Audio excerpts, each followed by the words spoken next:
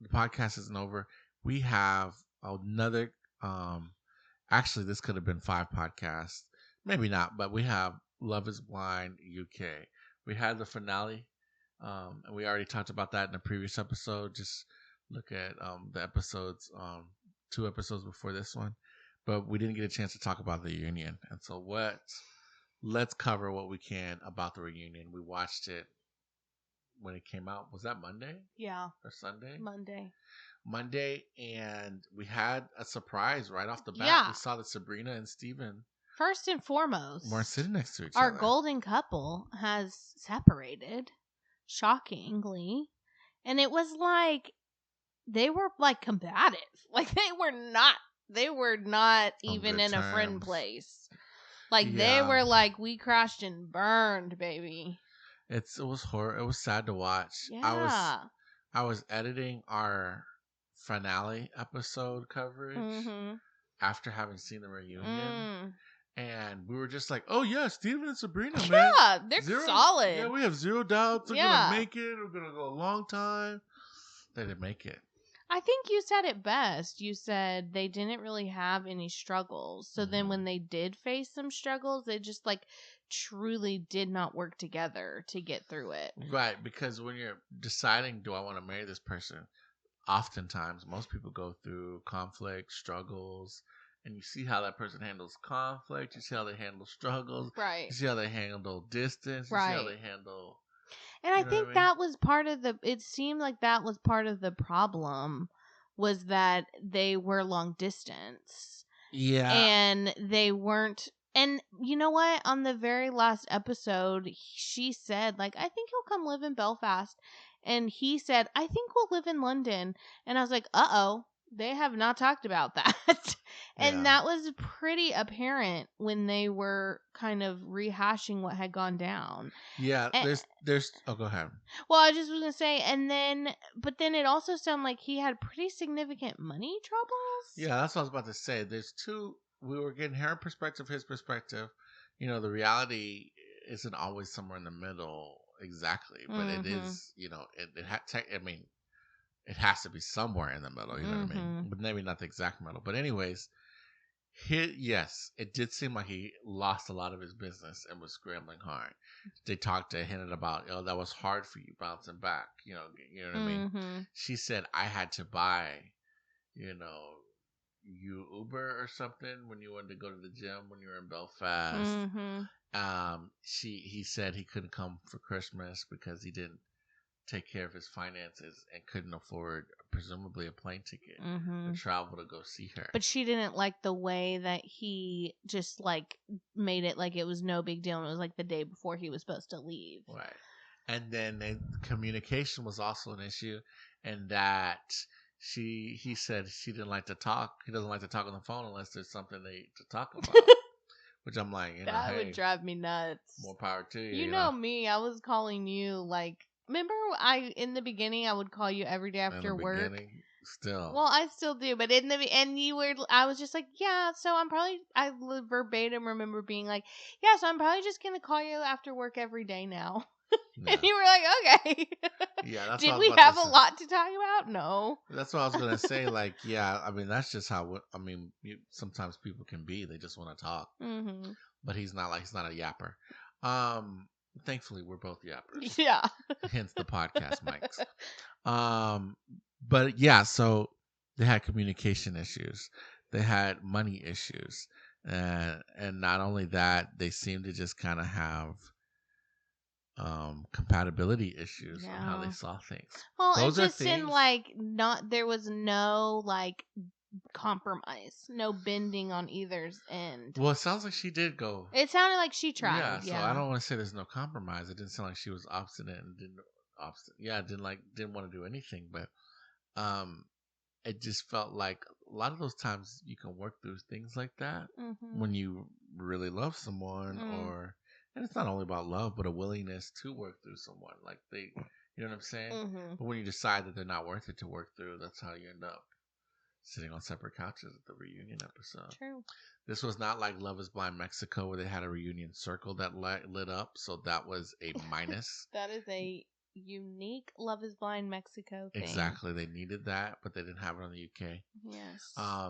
Also sitting separately, even though they didn't get engaged, but they kind of was like up in the air where they're gonna date. We saw Ollie and Demi. Yeah. Listen.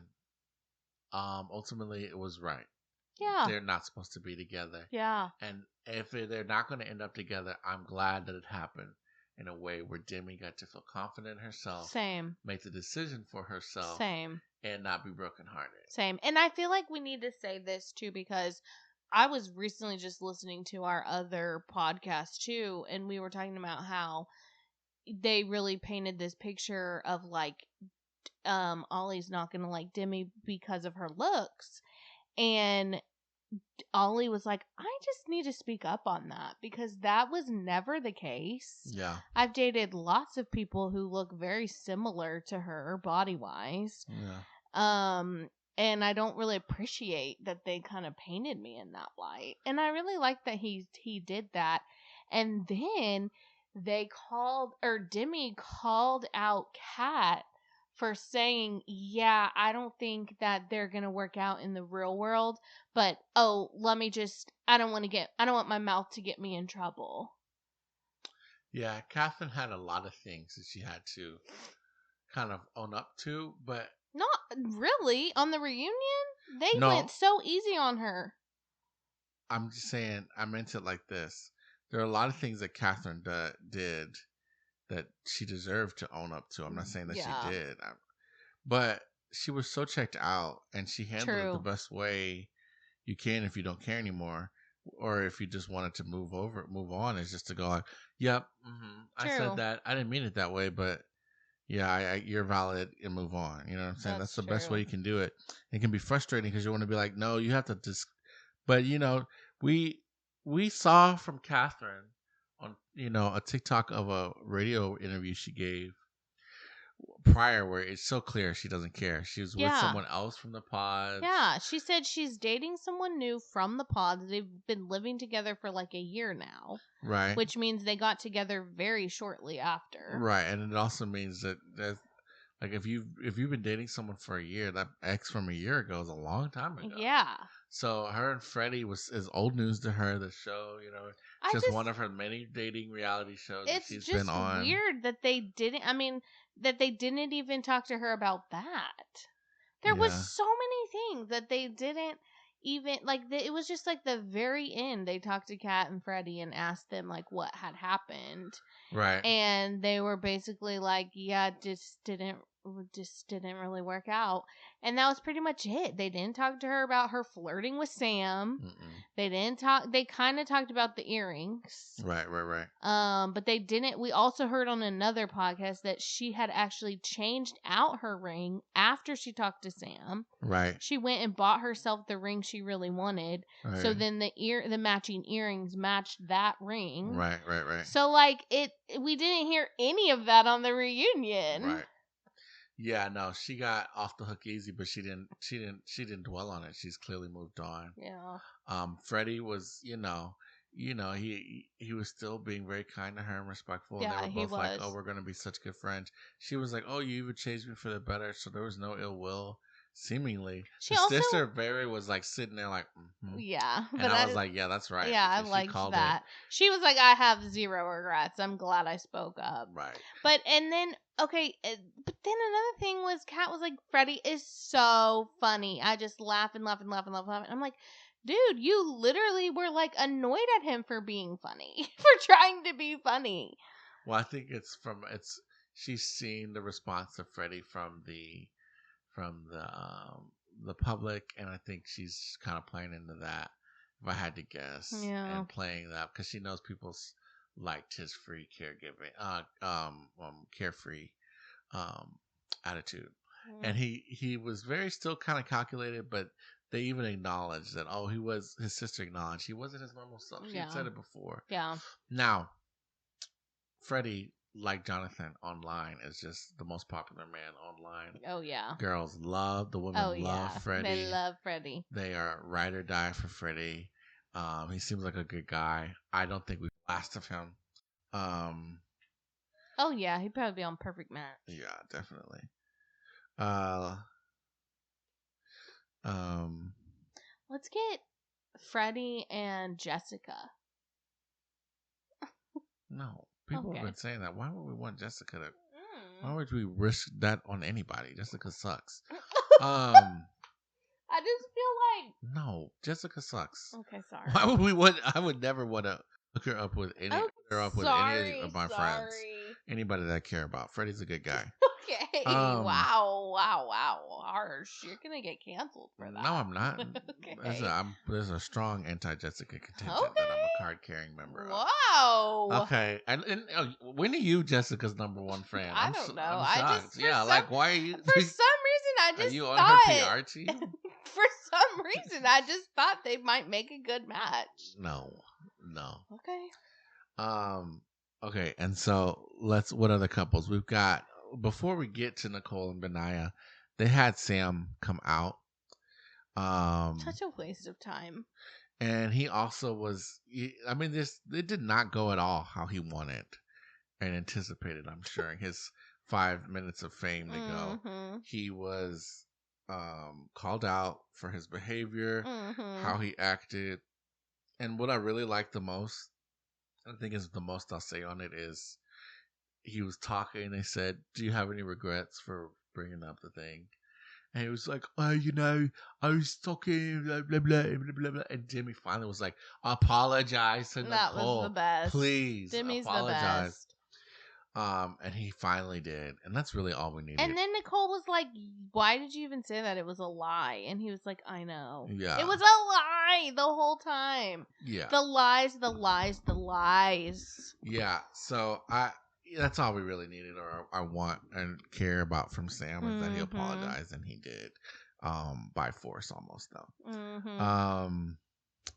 Let's see what else happened on the reunion. Tom and Maria. Oh, snooze fest.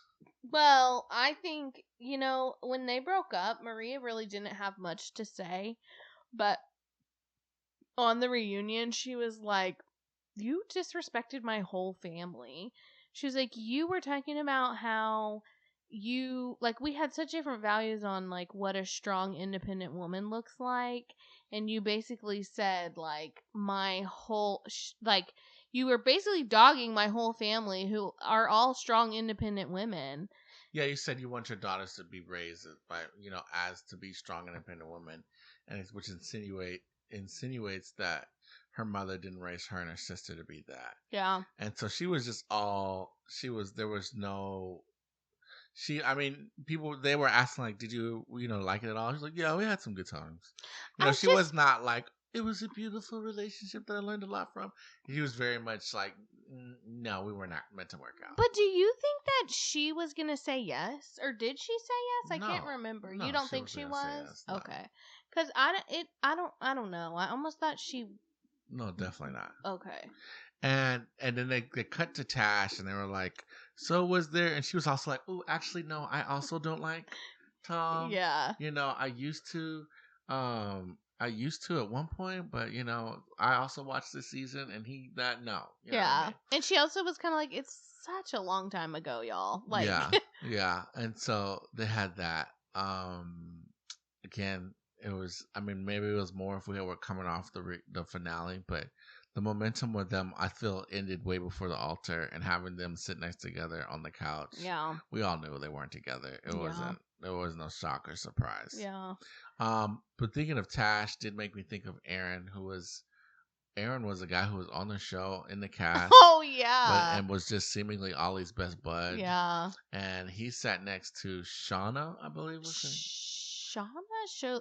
Shalisha? Whatever her name was. We'll call her, we'll just call her the other castmate. And they hinted that Ollie and her were seeing each other. Yeah. And she spoke on it. She's just like, it was so hard. And having Ollie by my side, it was like she sentimental. Was like, watching it back was so hard, but having him by my side was so helpful. I'm like, what? You weren't even barely on the show. Yeah, and so then Ollie, ever the vague guy, he's like, yeah, she's a good gal. We're just really exploring some things, and Yeah, I'll just leave it at, and like, okay, y'all are dating. That's kind of how I felt like he was with Demi too. Like he never seemed like he was fully all in. You know what this situation kind of reminded me of? Not in the couples are exact same, but okay, the confusion at the finale, at the reunion. Ollie is with a girl who was also in the pods, but they aren't fully like saying we're together. Mm-hmm. And then Demi just has to ask, like, are y'all Yeah. together? It reminded me of Gerardo and Fernanda and Mafer, Yeah. where they were like, are y'all together? And Gerardo like kisses Mafer and like, wait, what? But they're not And then, together. yeah. That's so crazy. So I don't know. It's not. We don't have confirmed that Ollie's with that girl, but we also kind of are like, we guess you are. But something happened. Yeah. So that was that. And then our power couple. I do believe Benaya and Nicole are going to stick together. They Oh have yeah. a good pace. They're Yeah. traveling, seeing their like photos and trips. Yeah. Seem like they're having fun. They seem to be on the same wavelength. Mm-hmm. She can pronounce their last name, Gundewald Brenda or whatever her name. Bridie. Briney. Yeah, and so that was cute. But I think the successful couple, the couple that proves that love is blind in the United Kingdom, is Bobby and Jasmine. Bobby and Jasmine. They're still going strong. You call them your favorite couple. They're my favorite couple. Yeah. They got a place together in London. He moved immediately. Her mom has come around on him a little bit. Right. It seems like things are going well. Yeah, definitely. Yeah. She said something too really I thought was really good about like we are like working together. Something about like working together. I don't know, I can't remember. Yeah, they were talking about, I know exactly the moment you're talking about where she was talking about, man, they talked about her spicy side. He said he liked that. Yeah. But no, there was something that came out where she had to say, like, I have to work on that. Okay, he was talking about the cell phone usage and jealous. She said, yes, he's proven that to me, but I also had to, like look within and show, work on that things for myself. Yeah, yeah. As a team. They're really committed to each other. Yeah. They seem to really like each other. They're both very attracted to each other. Mm-hmm. The mom is on board. The mom said she's had 110%. 10% support for Bobby. Yeah, she did. And coming from her, that's a strong endorsement. Yeah. So Bobby's handling his business. Keep it up, Bobby. They said they're trying for kids. He said at this very moment. I was like, well, not at this very moment. Oh yeah, they did say that. But they're in the midst, so who knows? We might be having our another Love Is Blind baby here pretty soon, and I think they're just. I mean, the news is all good news. Their pictures and their videos were good. It just seems to be going great. Yep. Okay. I think that's it for Love Is Blind, huh? I think so.